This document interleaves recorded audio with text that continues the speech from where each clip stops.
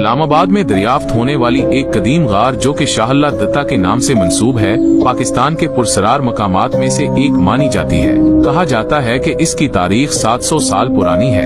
गार में या उसके करीब वक्त गुजारने वाले बहादुर अफराद बताते हैं कि गार से अक्सर अजीबो गरीब आवाजें सुनाई देती हैं, जैसे कुछ लोग आपस में सरगोशियां कर रहे हों। टूरिस्ट के मुताबिक ये आवाजें अक्सर रात को आती हैं। ये इस्लामाबाद के सेक्टर D12 में वाक़ है। शाम होते ही उस जगह से खौफ आने लगता है। कुछ लोगों के मुताबिक इस गार में चंद लोगों का मजमा दाखिल होता दिखाई दिया, मगर अंदर जाकर वो गायब हो गए।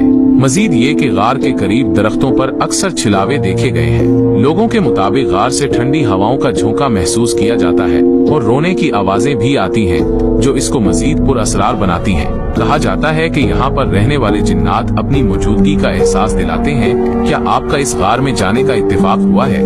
मजीद पुरअसरार वाकयात के लिए फॉलो करें।